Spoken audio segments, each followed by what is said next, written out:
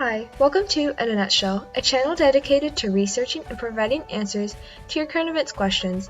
In this episode, I will be discussing the 2020 presidential election and why Joe Biden is a more favorable candidate in our upcoming election. Although Donald Trump is not necessarily a more powerful of the two evils, I hope to inform you on what Joe Biden plans to do for you and show you that he is not just a candidate, but an optimist and a patriot. In case you are unfamiliar with America's voting process or are logging onto this video to understand how to vote, don't worry. I've provided a link in the description that will lead you to a collection that John and Hank Green have compiled that answers questions about voting and how to vote in every state, as well as other resources to guide you. Before we get started, I want to give an update on the current status for what the 2020 election looks like. That is, it is incredibly different from every other election held in the United States.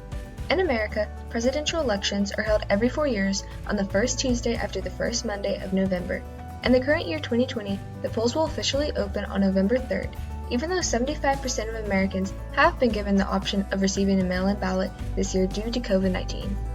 I also want to add a disclaimer that states that I work for neither the Biden or Trump campaign. Thank you for watching, and I hope you stay to see what I have to say. Even though it makes sense that there are a fair number of people who believe that rather than having a politician in office, we should have a businessman, referring to Donald Trump, many people overlook some of the more gritty details of his rise to fame in the business world. Trump, according to the Washington Post, has filed for bankruptcy 6 times, even after receiving $431 million over the past few decades from his father, Fred Trump, to help in his business adventures. The Washington Post writes, PolitiFact uncovered 2 more bankruptcies filed in 1992, totaling 6, after Trump announced that he has only filed for bankruptcy 4 times. Trump Hotels and Casino Reports filed for bankruptcy again in 2004, after acquiring about $1.8 billion in debt. Trump Entertainment Resorts also declared bankruptcy in 2009 after being hit hard during the 2008 recession.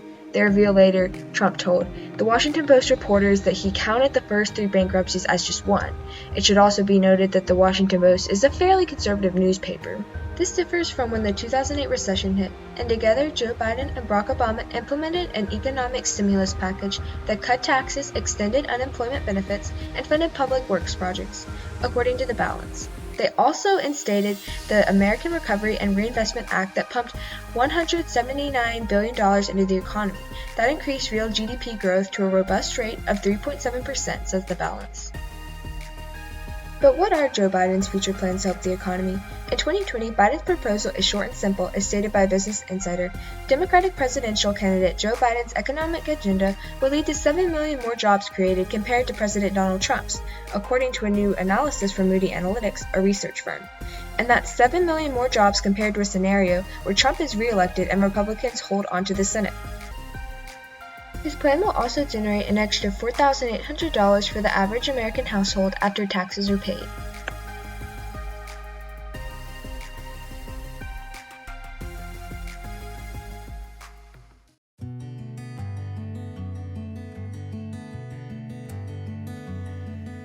I first want to acknowledge 2 concerns that I hear voiced in many conservative and pro-Trump settings, which are the Green New Deal and the costly connotation that this brings forth. Luckily, Biden does not support the Green New Deal, as he has stated in several interviews and television programs, such as the first presidential debate where he said, "No, I don't support the Green New Deal," and then moving on to say, "I support the Biden plan that I put forward." He has worked with scientists to develop a methodical plan for cleaning our planet, where it says on CBS News, in contrast, Biden's climate plan would lay out $2 trillion over 4 years towards clean energy and infrastructure, which he says will create millions of jobs and move the U.S. closer to a carbon-free future. For comparison, the cost, while expensive, it is still short of the 1-year $2.2 trillion price tag for the U.S. coronavirus stimulus measures to date. And Biden's plan is also much more narrowly focused than the Green New Deal. And because the Republican agenda is focused reasonably on creating new jobs and keeping the economy afloat, the plan specifically states that it will, in fact, create millions of new jobs. There is something here for everyone, whether you are tired of seeing trash on the highway, are ready for an influx of jobs, or want to reduce the number of puppies that become trapped and malnourished in hideous landfills.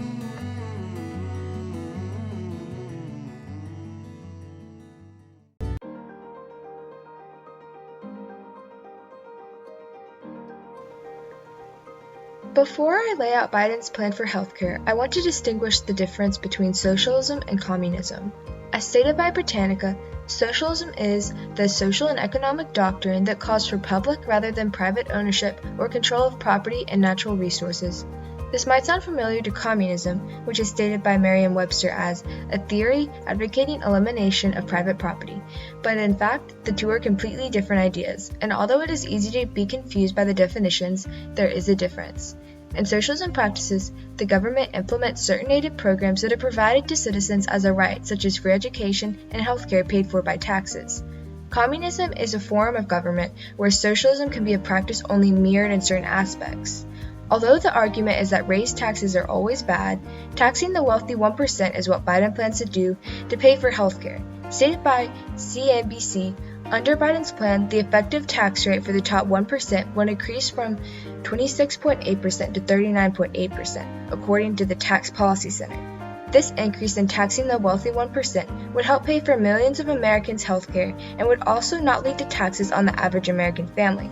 In fact, it was stated earlier in the video by Moody Analytics and Business Insider that after taxes are paid, the average American household will actually gain an extra $4,800. With this process, healthcare can become a right, not a privilege. When it comes to healthcare, Biden is also going to allow any citizen who can afford it to keep their private insurance. You should also note that Norway, Australia, Denmark, Germany, and Switzerland are all ranked as the top 5 best countries to live in as of 2020 by the Economic Times, World Atlas, and many more. They all have socialized medicine as well as private health insurance, which is exactly what Biden plans to implement.